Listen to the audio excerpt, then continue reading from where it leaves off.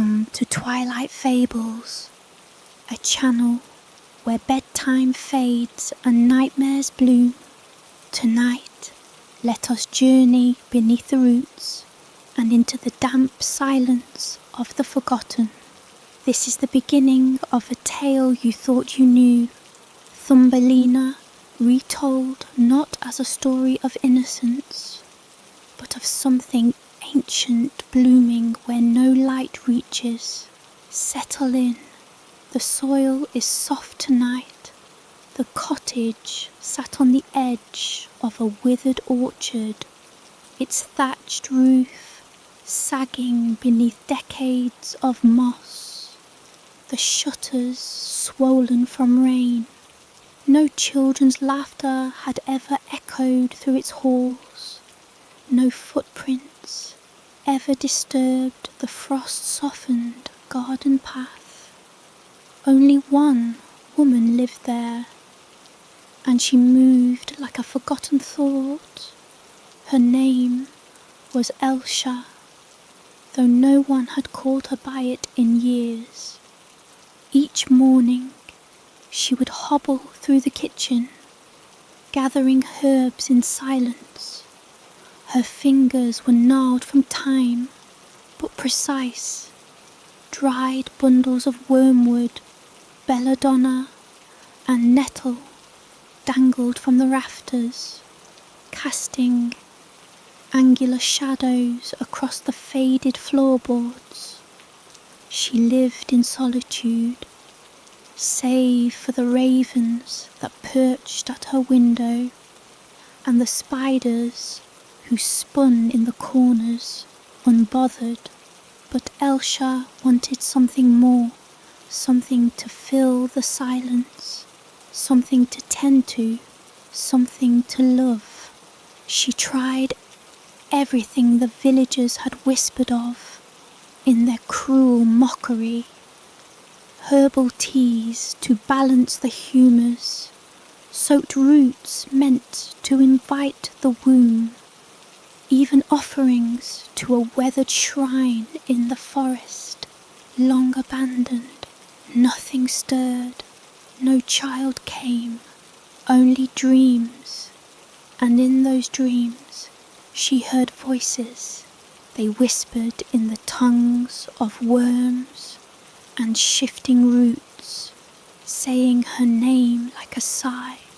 Elsha, Elsha.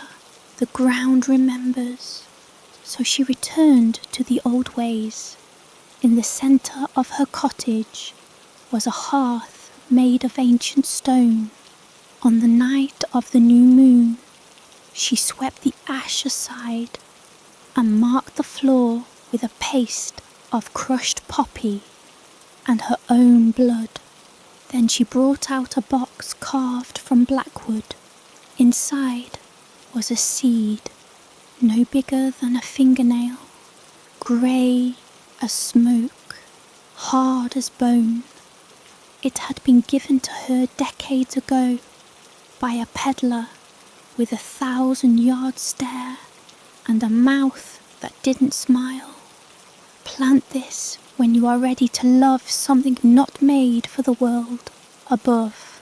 Elsha had kept it all those years, hidden, forgotten, but now the silence was unbearable. She planted it in a shallow clay pot and buried it beneath a bed of crushed lavender, ash and soil stolen from the graveyard outside town. She spoke no words, only let her tears fall onto the earth. The next morning, a sprout had pushed its way up.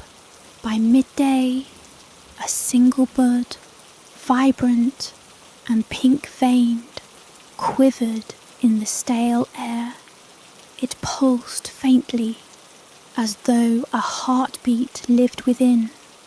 Elsha reached out to touch it, and the flower unfurled. Inside, nestled in the petals, like a pearl in a cracked shell, lay a girl. She was no taller than Elsha's thumb, pale as snow, with hair the colour of dried marigolds. Her eyes were closed, lashes trembling, and as the last petal fell away, she opened her mouth and cried, not with the voice of a baby, but of something much older. The sound curled around the rafters and made the crows caw in retreat. Elsa named her Thumbelina. She made the child a bed from a walnut shell, padded with cotton and feathers. She carved her a thimble cup and gave her droplets of milk from a poppy pod. Thumbelina grew not in size, but in knowing. By the end of the first day, she could speak. Her voice was silken, each word dipped in honey and echo. She smiled often, but rarely blinked. Elsa was thrilled. She had a daughter now, a miracle, but the miracle brought change. The plants in her garden began to twist. What had once been basil now bloomed with oily black petals.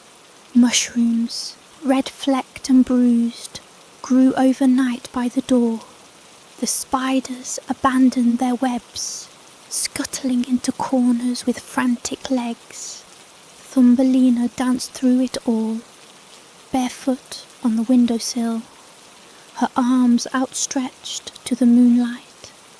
She sang lullabies in languages Elsa had only read in old tomes, and the soil beneath her walnut bed turned soft, spongy and damp. One night Elsa awoke to whispering, not from within the house, but beneath it. She rose from bed, candle flickering in one hand, and crept to Thumbelina's corner. The girl was sitting cross-legged atop her shell bed, eyes wide and unblinking, whispering downward into the wooden floorboards. Elsa strained to listen. The skin is ready. The gate is soft. The way will open. Who are you speaking to? Elsa asked. Thumbelina turned her head slowly, the smile still on her face. The roots, she said. They remember me. Elsa began locking the windows at night. She scattered salt in a ring around Thumbelina's shell. She burned sage, then sulphur, then nothing at all when the flames began to burn blue. She told herself it was still her daughter, but the house had other opinions. The mirror in the hallway no longer showed her reflection when she carried Thumbelina. The water from the well turned cloudy when she bathed the girl, and once, when Elsa sliced her finger while cooking, Thumbelina crawled down from the counter and licked the blood from the floor. Elsa began to sleep with a blade beside her bed. Then came the rain. It had not rained in months, but now the skies tore open and wept for 7 days. The earth outside turned to sludge. Frogs appeared in droves, not the green speckled kind, but pale things with lidless eyes. They clung to the walls, croaking in unison.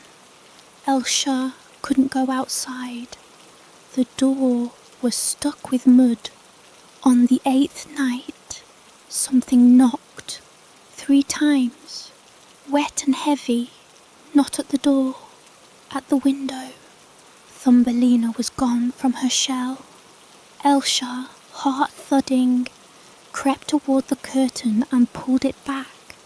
A toad, the size of a hog, crouched on the sill, its eyes golden and glistening.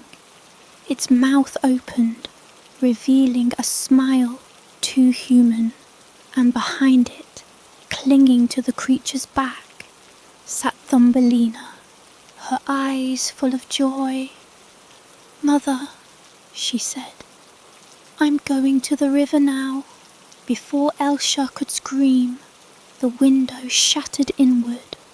A gust of fetid air rushed in, and the toad lunged. Elsha fell back, her blade clattering across the floor. When she scrambled to her feet, they were both gone. The toad, the girl, the fragments of window glass soaked in slime. Only the shell remained, and inside it, a single black petal. Its banks had swelled with unseasonable rain, lapping hungrily at the rotted roots of trees. Too tired to resist, mist hung low, not drifting, but clinging, like old breath caught between the ribs of the forest. Beneath it all, something moved. The toad swam without stirring the water's surface. Its bulk glided silently. Thumbelina balanced on its back like a crown. She didn't hold on. She didn't need to. The river obeyed. Tiny hands wrapped around the warty flesh of the creature's spine. Her pale hair clung to her face, drenched in dew and old fog. She hummed a lullaby, tuneless and wet, and the reeds leaned inward to hear. They travelled for hours, maybe days. Time in the river didn't follow the same laws. The moon never moved, the birds never sang. Only frogs croaked in rhythm, perched along the banks with their mouths wide and throats pulsing like hearts on the outside. At last, the water deepened, widening into a quiet pool. The toad surfaced, its slick body rising with a wet slap onto a flat stone in the centre of the clearing. Thumbelina stepped lightly onto the rock, feet leaving no mark, no wet print. She gazed at the trees that loomed around her, tall and trembling, their trunks curved inward like the ribs of some long-dead beast. A voice greeted her, low and crawling. "So, you've returned." The pool rippled, bubbles rose, and then a second toad emerged, this one older, swollen with rot and slime. Moss grew along its back. One eye was white and blind, the other narrow and sharp. It croaked once, and the water around it hissed as if rejecting the sound. Thumbelina nodded, her smile thin. "You called. I answered." The elder toad opened its mouth, revealing a flickering light inside, faint, golden, fluttering. A wing, a glow, a tiny spark of life trapped between the beast's teeth. "We remember what you were," the toad said. "But what are you now?" Thumbelina didn't answer. She stepped off the stone and into the water. She did not sink. The river held her aloft, like a mother lifting a child from its crib. As she walked toward the creature, the trapped light grew brighter, panicked, thrashing. A wing tore free, and the glimmer of a fairy, no larger than Thumbelina herself, clawed against the roof of the toad's mouth. "Let her go," Thumbelina said softly. The elder toad croaked. "And if I don't?" Thumbelina raised her hand. The trees bent backward with a shriek, roots tearing from soil like tendons snapping. The frogs along the riverbank shriveled. The moon cracked, just a little, but enough to bleed a silver line through the mist. The elder toad hesitated, then opened its jaws. The fairy fell free, crumpled and gasping, onto the surface of the water. Thumbelina knelt beside her, brushing away the ichor with gentle fingers. "You were the last," Thumbelina whispered. "The final ember." The fairy looked up with black eyes, her breath stuttering. Why wake us?" Thumbelina did not answer. She only looked toward the forest, where the mist had begun to peel away, not drifting, but fleeing. Elsa didn't sleep for 3 nights after the disappearance. She sat in her sagging armchair, blade across her lap, lantern guttering beside her. The walls whispered, the floorboards swelled with damp. Thumbelina was gone, and yet she was not. Sometimes she heard tiny feet skittering beneath the floor. Sometimes she found her herbs chewed to the stem, and sometimes, once or twice, she caught her own reflection, smiling when she was not. By the 4th day, the rot had spread. Mushrooms bloomed from the ceiling, the pantry filled with gnats. The mirror in the hallway now showed a second face just behind hers, round, pale, familiar. Thumbelina. Elsa tried to leave. She packed a sack, tied it tight, opened the door, and found the world outside. The threshold was gone. Not darkness, not fog, just gone. The garden, the orchard, the sky, all replaced by a solid wall of black soil, roots threaded through it like veins. The earth had closed around the cottage, like a wound scabbing over. She was inside a buried seed. Elsa screamed. The scream did not echo. Back on the river, Thumbelina walked among the toads. They watched her with reverence, forming a circle as she approached the largest stone in the clearing. On it sat a cracked mirror, not glass, water frozen in shape, glimmering and alive. Thumbelina stared into it. In the reflection, she saw not herself, but the girl who had once been grown from a flower, the innocent, the fragile, the lie. "Gone," she whispered, "gone and swallowed." The reflection cracked. Behind it stood a door, no frame, no hinges, just a slit in the air like a mouth waiting to be fed. The frogs croaked as one. Thumbelina stepped through. She found herself beneath the world, not underground, deeper. This was older than dirt, older than memory, a place where thoughts crawled across ceilings and regrets grew in rows like corn. The walls pulsed with something wet and warm, and in the centre of it all, a garden. Dead things bloomed there, roses made of teeth, lilies that dripped blood instead of dew, vines twisted into nooses and nests. Thumbelina walked barefoot across the mulch of bones.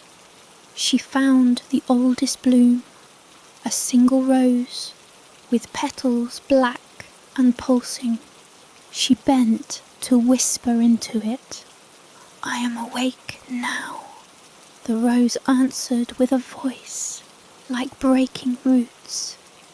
"Then let us begin again." Back in the cottage, Elsa slept. For the first time in days, sleep came like a fog, curling beneath the door. She dreamt of a cradle made from a walnut shell. She dreamt of soil filling her mouth. She dreamt of a tiny voice saying, "Mama, I'm home." And when she woke, the house was gone.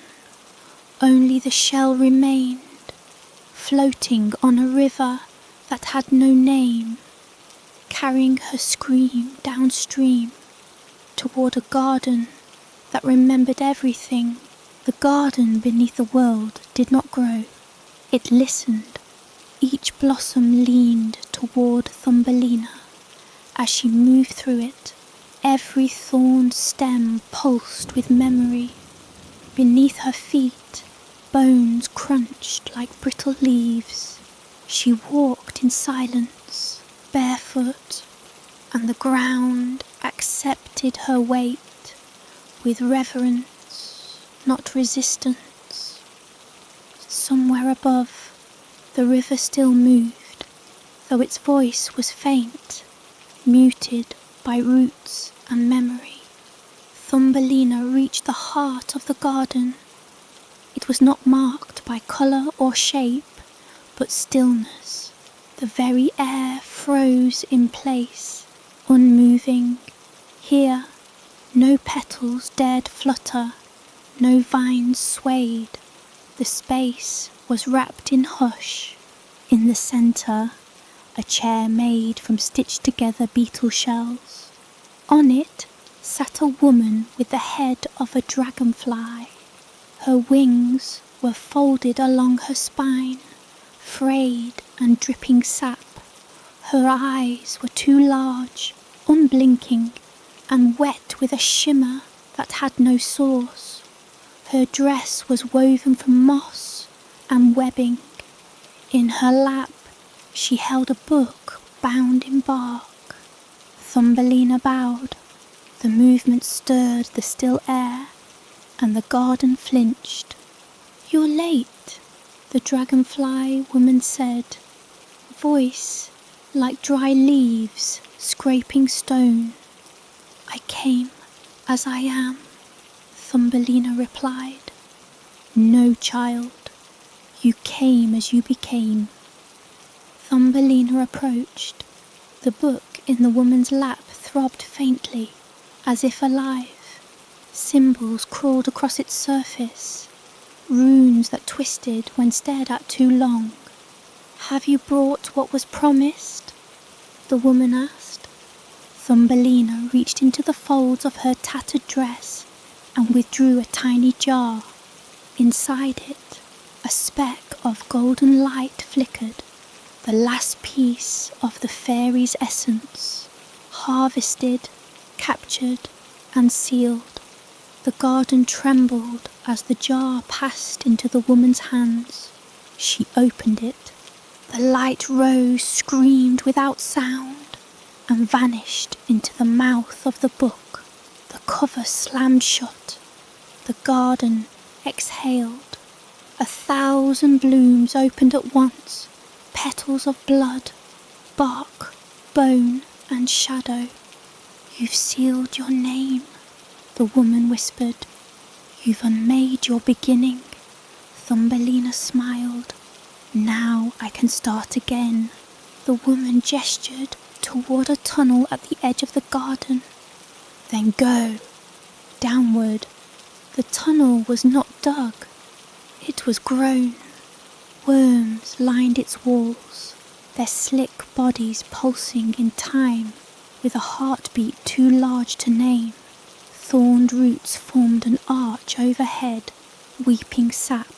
Thumbelina walked without fear. Her feet left no trace, and the darkness opened before her like a parted curtain. She passed ruins carved into the walls, faces worn smooth, mouths agape in eternal scream. The walls whispered names no longer remembered. Some of them were hers. At the bottom of the tunnel, a door. It pulsed like a wound, fleshy, slick. Thumbelina touched it, and it opened with a sigh. Beyond the door was a room filled with dolls, hundreds of them, stacked on shelves, hanging from hooks, seated in tiny chairs. Their glass eyes followed Thumbelina as she stepped inside. Some were cracked, some were blind. One had no face at all, just stitched skin where its features had been sewn shut. They began to hum, a slow, soft lullaby. Thumbelina walked past them to the centre of the room, where a single table stood. On it sat a mirror, the same size and shape as the one back at the river, but this one did not reflect. It remembered. When she looked into it, she saw herself, not as she was, not as she had been, but as she had been meant to become. Taller, hollow, eyes like polished stone. Her mouth was gone, replaced by a slit that pulsed as though breathing. Her hands ended in roots. Her ribs curled outward like thorns, and inside her chest a rose, beating like a second heart. Thumbelina did not flinch. The dolls stopped humming. Far above, the earth shivered. Elsha's cottage no longer stood. The soil had devoured it, swallowed it whole. In its place, a twisted sprout had pushed up from the ground, a stem made of hair, leaves like fingers, and buds that wept milk. Villagers who dared approach in search of the old woman never returned. Some said the ground moved, others said they heard singing beneath the roots. None who crossed the threshold were seen again. Only a whisper remained. She asked for a daughter. In the room of dolls, Thumbelina reached into the mirror. Her hand disappeared. The surface swallowed it like water. When she pulled it back, her fingers were longer, bonier.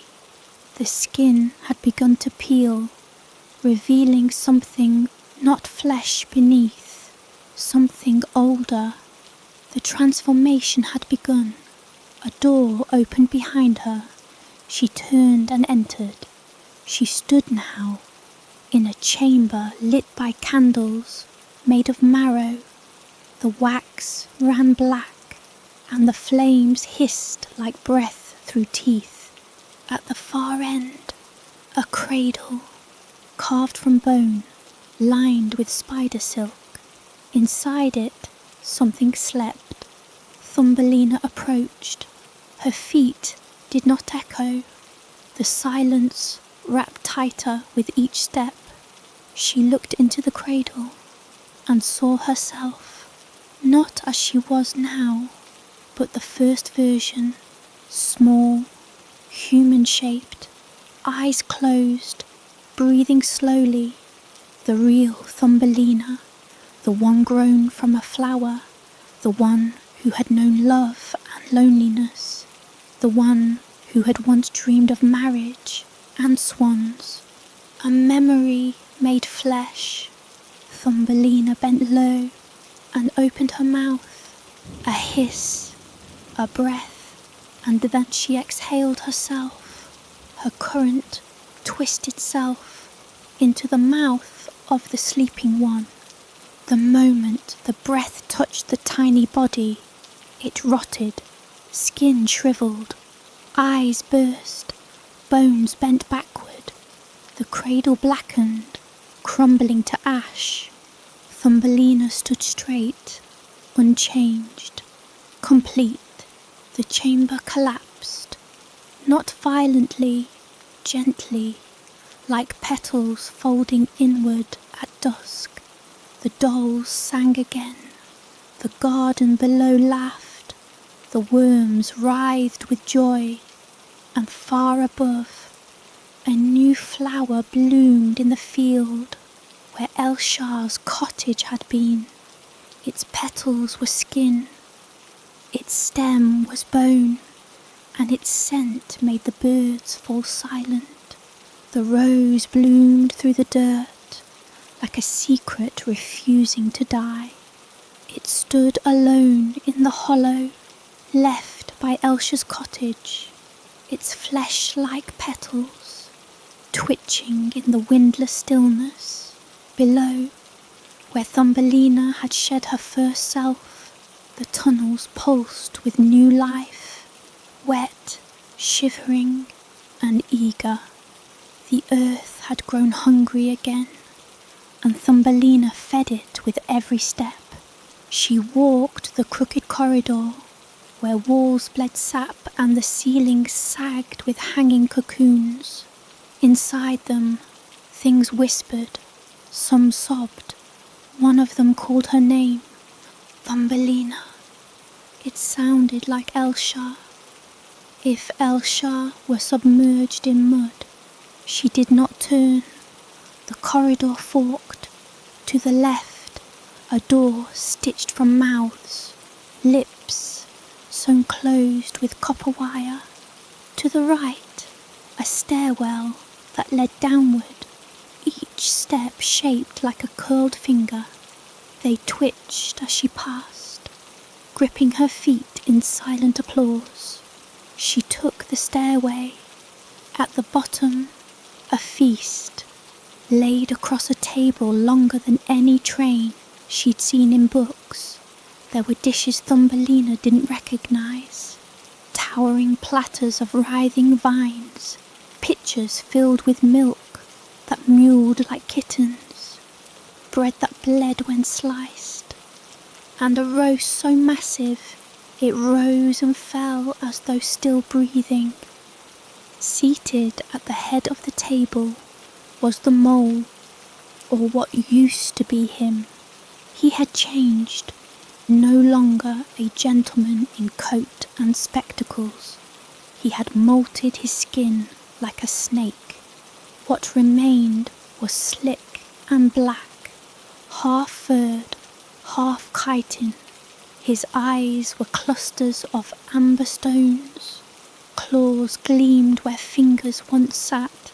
He turned his head slowly as she entered. "My flower has bloomed," he rasped. His voice had gravel in it now, and wet stone. "I am not yours," Thumbelina said. The mole laughed. The roast on the table gasped. "You came down here willingly, girl. You followed the path your petals left behind. You drank the seed Elshar planted in your cradle." He gestured toward a chair shaped like a jawbone. "Sit. You'll need your strength."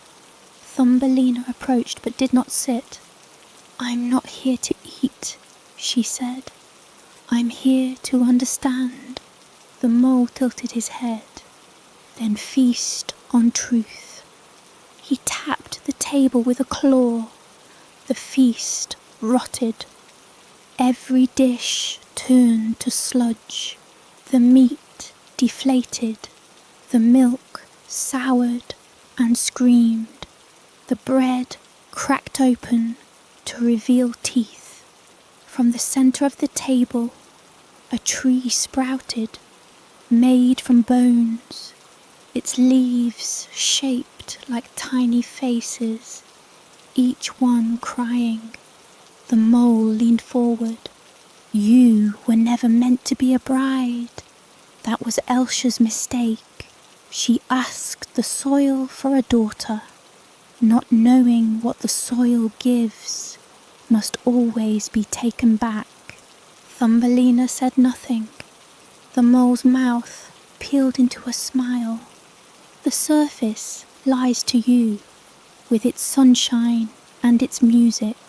But down here we remember. We are the roots, the marrow, the old." His claws clicked against each other like teeth. You belong with us. Thumbelina shook her head slowly. I belong to no one. She turned, walked away from the table, ignored the whispers, ignored the faces pressed into the walls like trapped breath. Her body buzzed with something new now, a tension in her bones, like wings not yet born. The passage twisted, roots reached for her. Some caressed her ankles like fond hands. Others recoiled as she passed, as if sensing something untouchable. She entered the next chamber. This one was small, no wider than a child's room. A rocking chair stood in the centre, carved from twisted roots, and on it sat a man made of bark. His face had no mouth, but two hollows where eyes might have been. Moss draped his shoulders like a shawl. He rocked once, twice, stopped. Thumbelina waited. He pointed at her feet. She looked down. A puddle, shimmering, reflective. In it, her mother, not Elsha, the other one, the woman who had carried her in a story Thumbelina was never told. Her features were soft, but wrong. Her eyes wept soil. Her smile trembled. She mouthed something. Thumbelina leaned closer. Return, the woman whispered, before the blossom withers. The man in the chair began to rock faster. The moss on his shoulders tightened like a harness. His hands closed into fists. The puddle boiled. Thumbelina stepped back, and then she turned and ran. The corridor narrowed behind her, closing like a throat. The walls groaned with every step, and shadows snapped at her heels. She burst through a membrane of roots and found herself in a cavern of mirrors. Dozens, hundreds, all sizes. Each one showed her at a different stage. As a child in the cradle, smiling. As a girl atop a leaf, staring at the moon. As a bride in rags, fleeing a mole's tunnel. As a creature made of bark and sorrow, wings broken, eyes gone.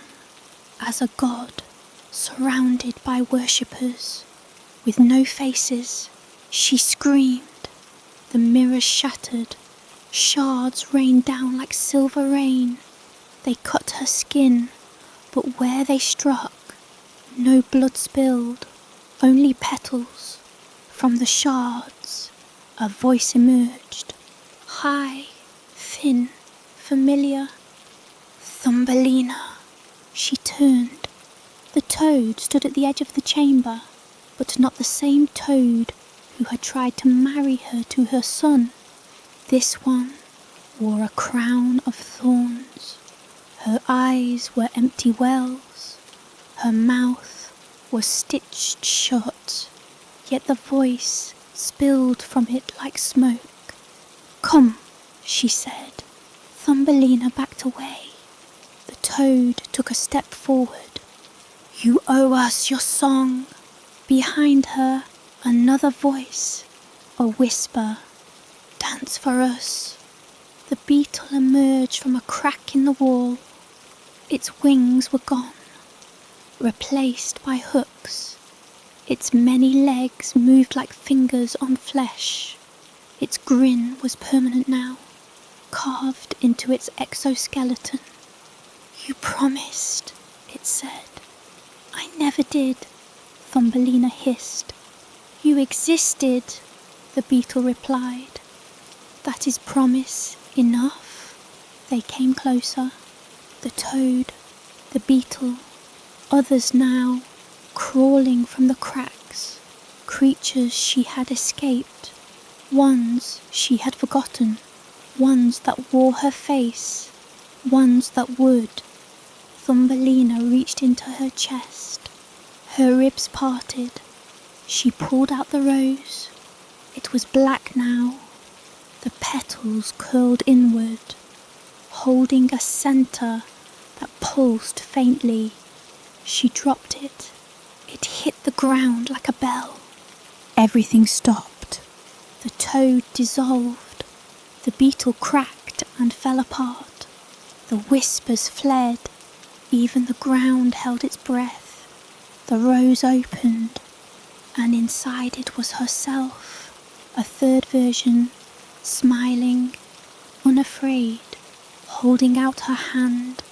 Thumbelina took it and vanished, far above in the garden, long reclaimed by silence. Another rose bloomed beside the first, this one white. Its scent made the shadows curl tighter, and beneath the ground, something very old stirred in its sleep, dreaming of wings. There was no sensation of travel, no falling, no flight, no transition. One moment, Thumbelina had taken the hand of her reflection, her shadow self nestled inside the rose, and the next, she stood in a throne room carved from bone. The ceiling arched impossibly high, lined with rib-like structures that echoed faint heartbeats.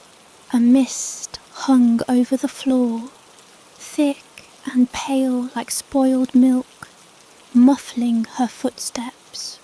The throne at the far end was shaped from spinal columns, twisted into a serpentine curve. Upon it sat a boy no older than herself, dressed in rags of gold-threaded fungus. He had no face. Where features should have been, there was only smooth bark, worn by wind and age. A single rose grew from his crown, blackened, yet pulsing faintly.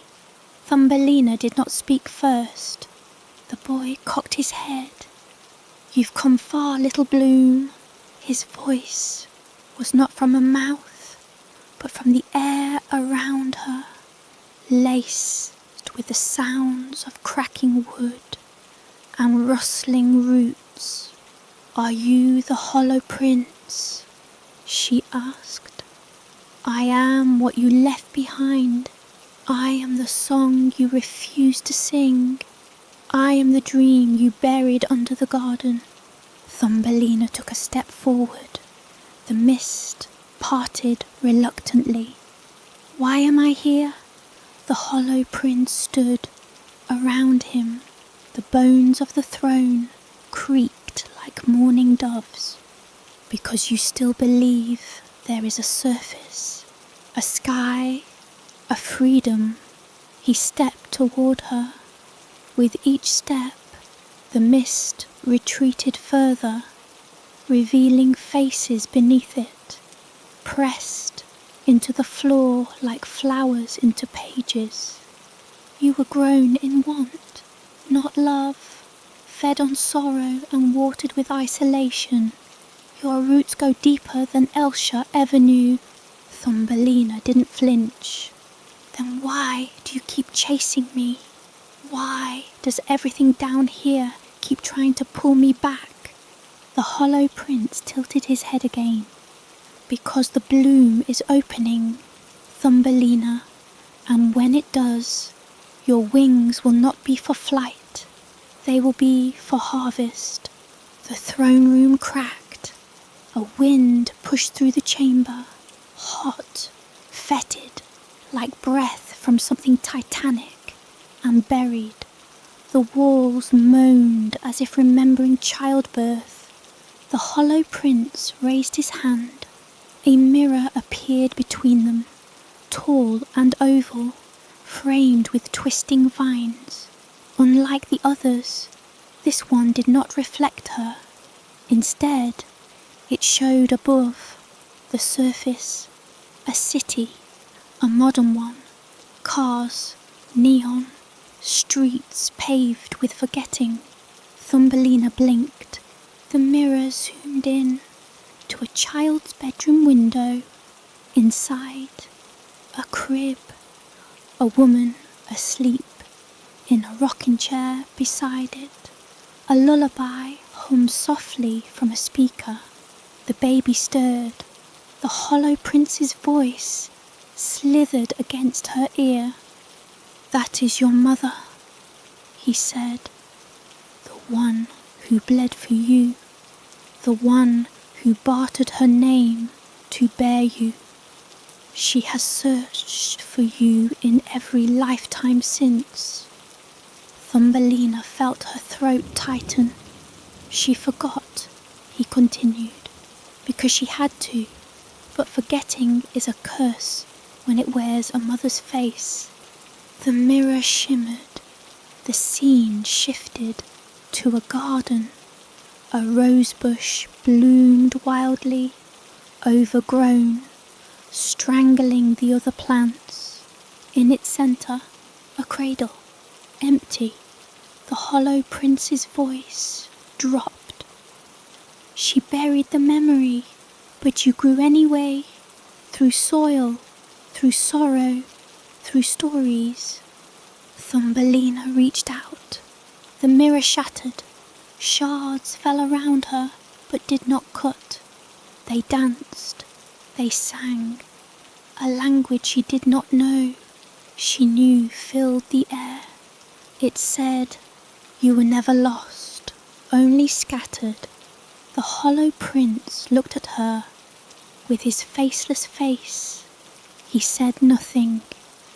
She stepped closer and took the rose from his head. He did not stop her. The rose unfurled in her hands. Its petals revealed a key, bone white, shaped like a spine. She turned. A door waited behind her, though it hadn't been there before. It pulsed. It breathed. Thumbelina inserted the key. The door opened. Beyond it, the chamber of the roots. It stretched wider than any world. Massive roots coiled in the dark, thick as cathedrals, tangled together like lovers and enemies. Glowing spores drifted lazily in the air. The ground was soft and pulsing, like a sleeping giant's chest. At the centre of the room stood a well. Carved into its stones were names, hundreds, thousands, some old as language, some scratched in blood. One name blinked, Thumbelina. She approached. The well whispered, not in words, but in rhythm, a heartbeat, her own. She looked in, saw not water, but memory. She fell. Falling took no time. She landed in a cradle of silk and ash. Above her, stars, but not the kind you wish upon. These pulsed with eyes. She lay still, then sat up. Beside her stood a woman, young, pale, mouth full of sorrow. Her eyes widened. You're mine," the woman whispered. Thumbelina nodded.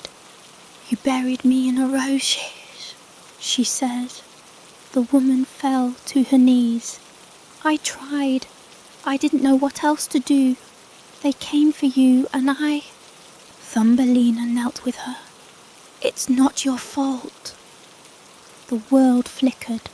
Ash fell like snow. The woman clutched her. "You don't belong to them. You belong to yourself." Thumbelina closed her eyes. For a moment, she was only a girl. When she opened them again, the woman was gone. The ash cleared. She stood back in the chamber of roots. The well sealed shut behind her.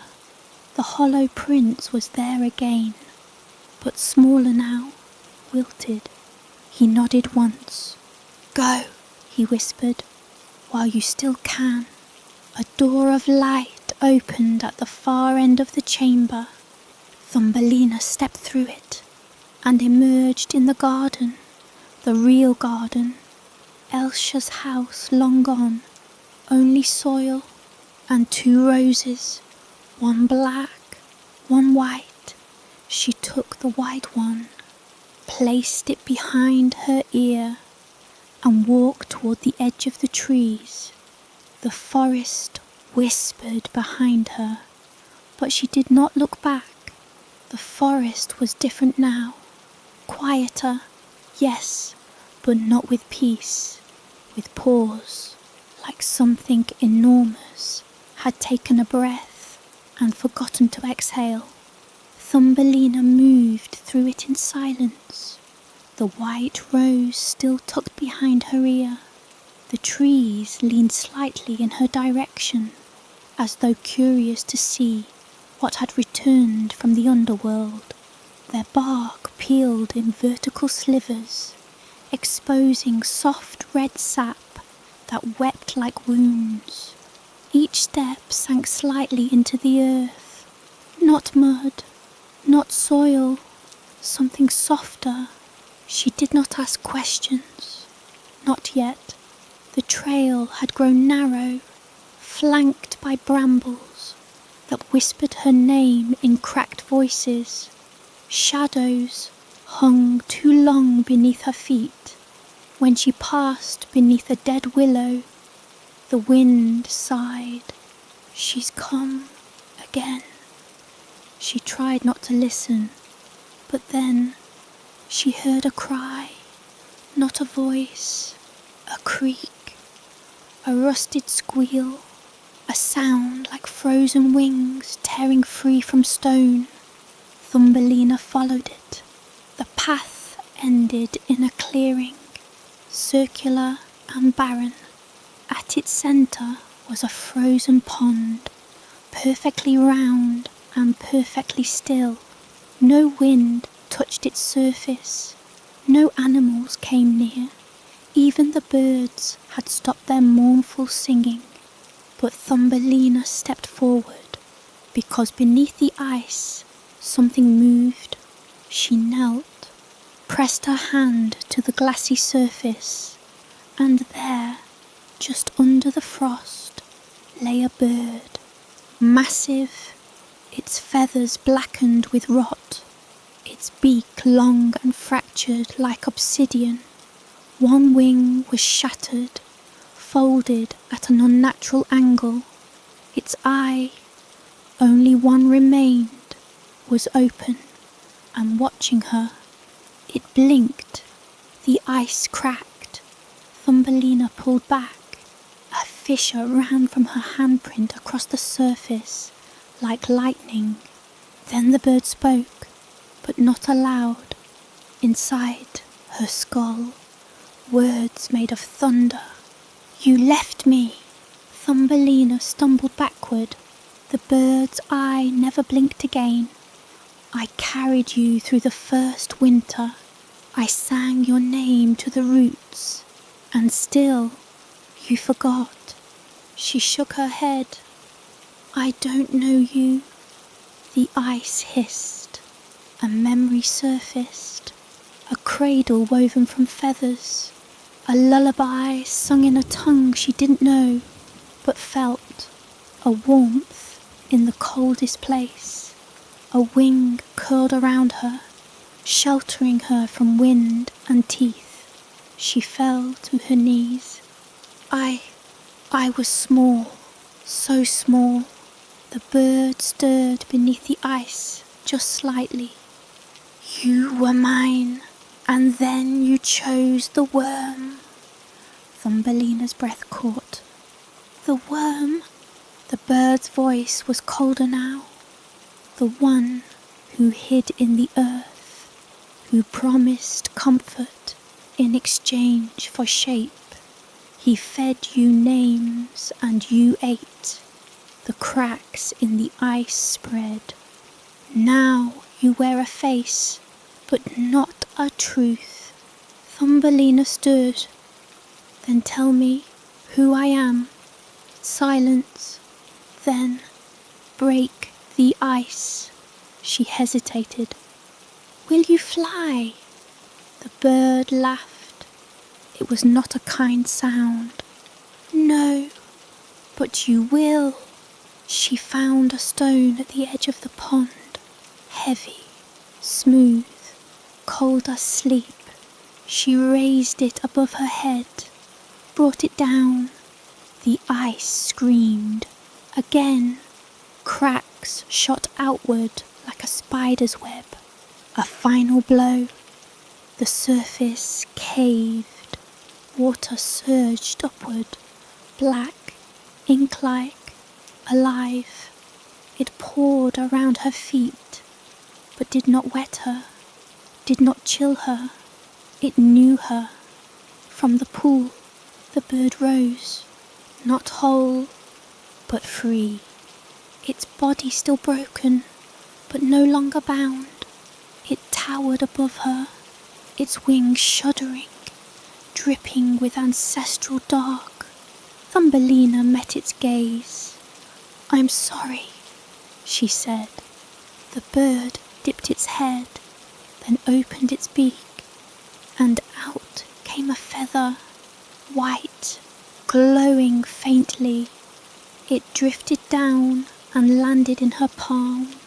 The bird vanished, not flew, vanished. The pond refroze instantly. The brambles parted. The trees relaxed their grip.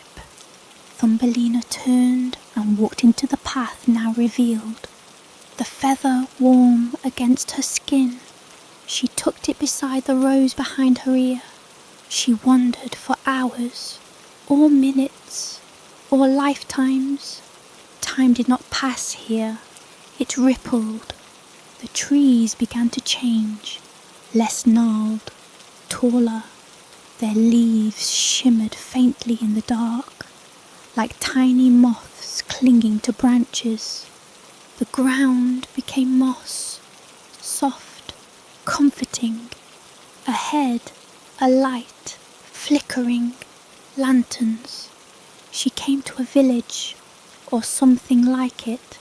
Dozens of mushrooms, taller than houses, carved with doors and windows. Lights moved behind them, dim and amber. Tiny figures peeked from behind curtains, half shadow, half mirage. No one spoke, no one came forward. She passed them in silence. They watched, but did not move. One child-shaped shadow raised a hand to wave, but its fingers kept growing, curling like roots, until the gesture became something else entirely. Thumbelina walked faster.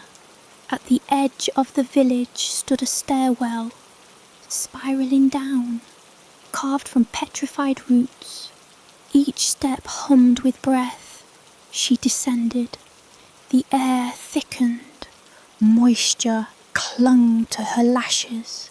The stair ended in a cavern, vast, empty, except for a mirror, tall, wider than before, but this one showed no reflection, only a door, carved from thorns, no handle. Thumbelina stepped closer. The white feather in her ear twitched. The rose shuddered. The mirror whispered, not words, humming, the same lullaby from the cradle of feathers, the song of the bird. Thumbelina began to hum. The door blinked, then opened.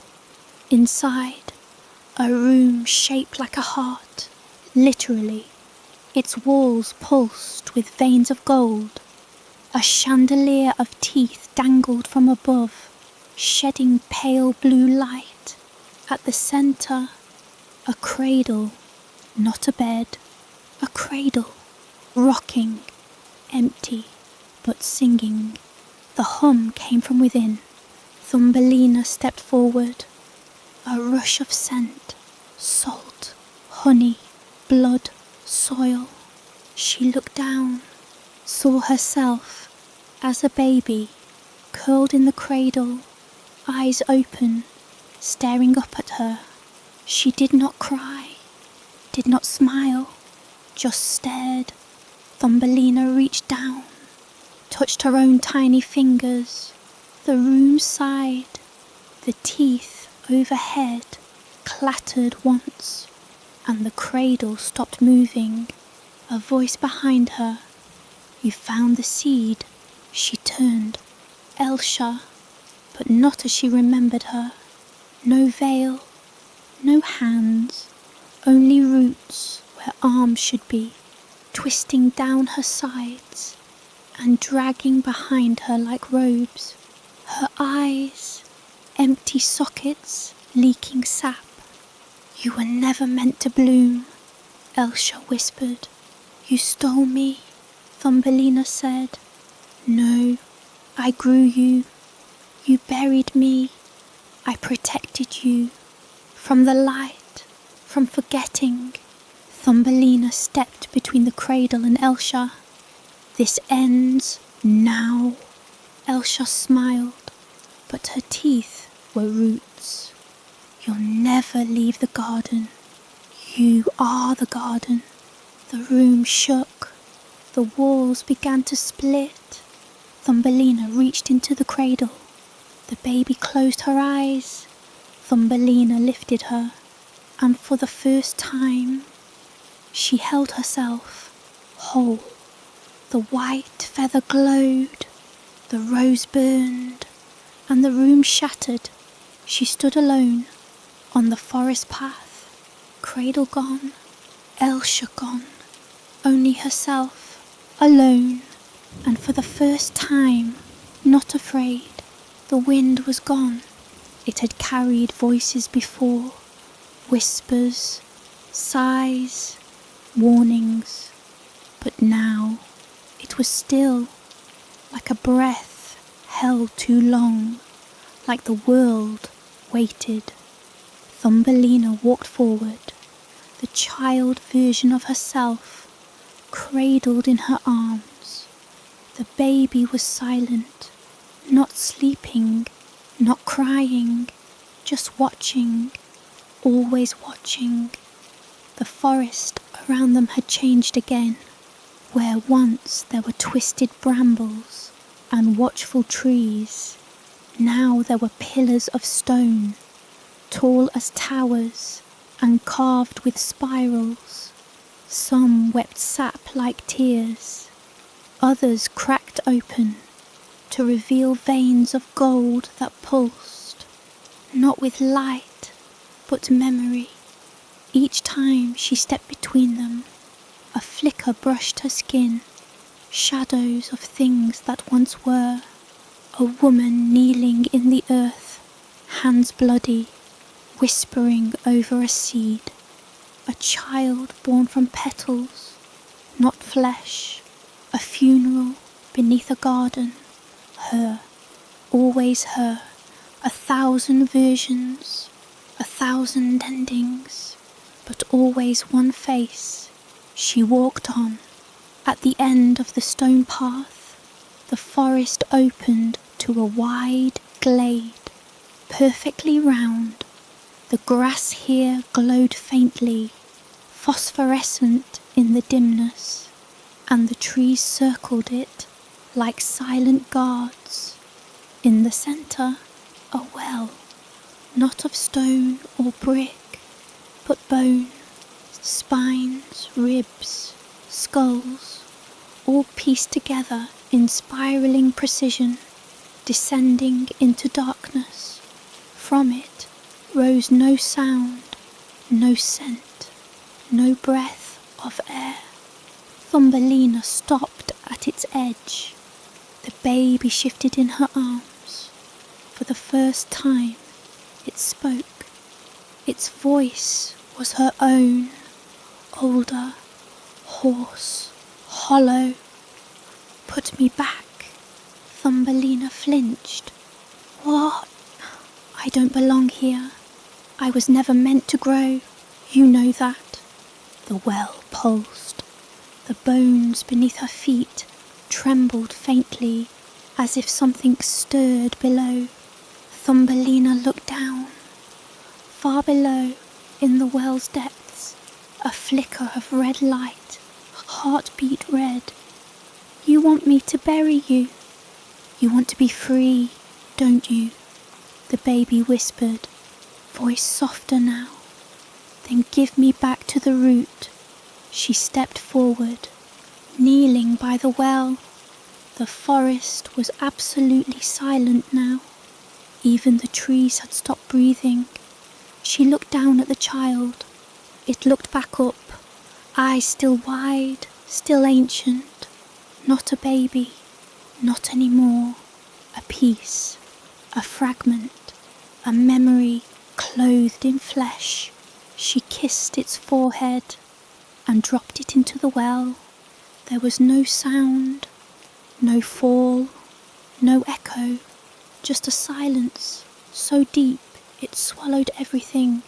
Then a pulse, like thunder in her bones.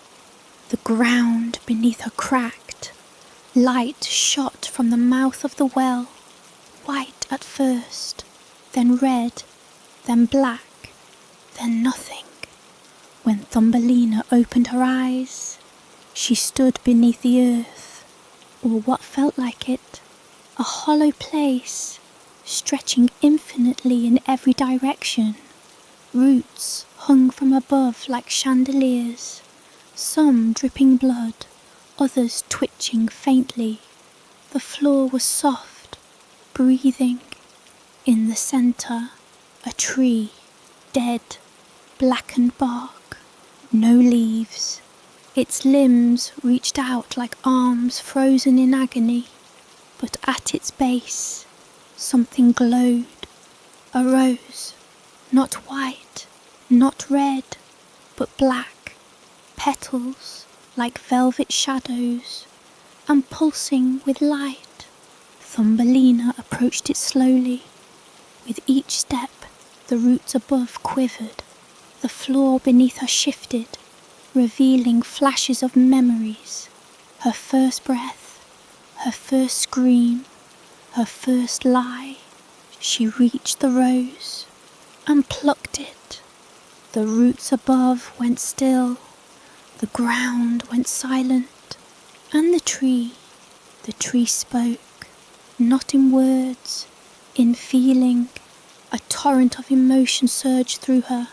Rage, grief, loneliness, and something worse, recognition.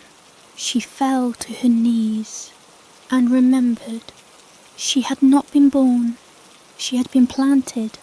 Elsha had not lied, not completely.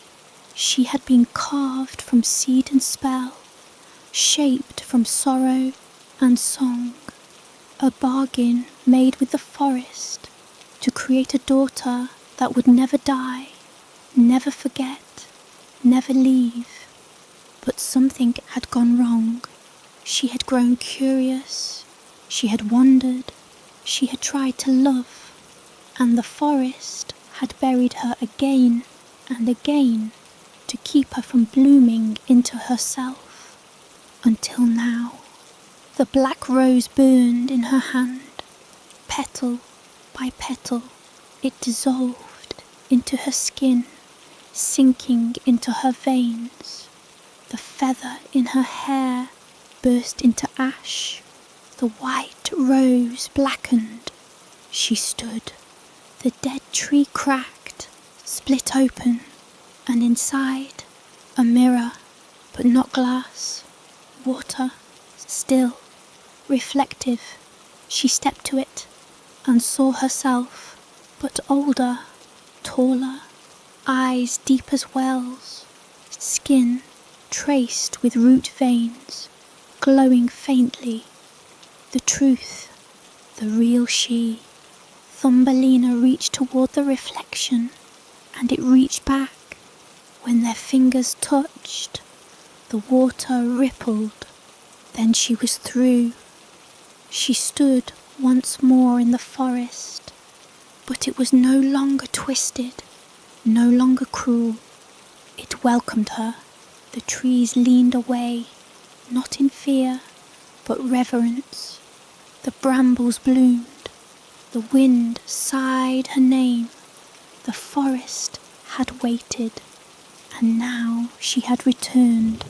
She walked back through the woods, barefoot, not a child, not lost, but found. Her path was no longer hidden. It waited for her, and at its end, a garden, wild, beautiful, overgrown with petals and teeth, and at its centre, a cradle, empty, waiting. She lay down, not to sleep, but to be. The roots curled around her, the soil opened, and for the first time, she bloomed. It began again with a heartbeat, not hers, the forest's. Thump, soft and low like distant thunder rolling through soil. Thump, a steady rhythm beneath the moss and root. Thumbelina stirred, no longer cradled in a garden, but becoming one. The cradle of vines had folded over her body, not as a prison, but as protection. Roots curled through her fingers, her ribs, her spine. The bloom of the black rose pulsed where her heart had once beat. She opened her eyes. Above her, the sky was no longer blue. It was green, alive. The canopy shimmered like stained glass, every leaf a window, every shadow a veil lifted. And then the voice came. Not from the trees, not from the earth, from within. You remember now? She nodded. Yes, she remembered. The rose that had been her beginning, the spell that had made her small, the bargains sealed with blood and song. The forest had never been her captor. It had been her womb. She stood. Her skin glowed faintly, the veins beneath tracing the same pattern as the tree's roots, interwoven, ancient. The world no longer loomed above her. It bent around her, branches leaned to part her path. Flowers unfurled in her wake. Even the wind seemed to hush when she moved. She was no longer Thumbelina, not the frightened girl in the walnut cradle, not the stolen child in the bird's claws, not the bride beneath the soil. She was the bloom. She walked until she reached the old pond, the same one from before, still, silent, rimmed with thorns. The water reflected her not as she was, but as she would have been, had the world not tried to prune her back. A woman of earth and rose, crowned in roots, eyes like garden storms, and behind her reflection, something else, her mothers, all of them, not just Elshar, not just the toad or the mole or the bird, but the many who had touched her life, for better or worse, and left seeds behind. She saw Elsha's hands, bruised, cracked, tender, planting the first seed that became her. She saw the toad's cold fingers, the mole's empty halls, the swallow's broken wings, each one a part of the soil she'd grown through, and behind them, the first The original, the one with no face, only a crown of woven briars, and a voice that hummed with lullabies made of thunder. The mother below, the root witch, she spoke without moving. You were not born, you were grown. Thumbelina lowered her eyes. I know, and still you bloomed. A breeze passed over the pond, stirring the water. Her reflection shattered. She turned. The wind carried scents now. Jasmine, honey, and something deeper. Rot, but not decay. The sweet rot of compost, of transformation. Something was coming. The forest shook. Trees bent low, branches scraping the soil. The sky darkened. A procession approached from between the trees. Figures tall and thin, neither fully human nor beast. Some wore antlers, others bore petals for eyes. One had a face of bark, another no face at all. The silent court, keepers of the blooming below. They circled the pond, watched her, waited. Then one stepped forward, a woman robed in moss, her mouth sewn shut with thorns. She held out a box, small, familiar. Thumbelina reached for it with trembling hands. It was the walnut shell, her first cradle. She opened it. Inside, a single seed, black, glossy, and pulsing. She looked up at the court. They said nothing, but she knew it was her choice. Plant the seed and begin again, or walk away. She looked at the pond, at the forest, at the reflection that had once been her, and she knew there was no going back, only down. She dug a hole with her hands, dirt soft as silk.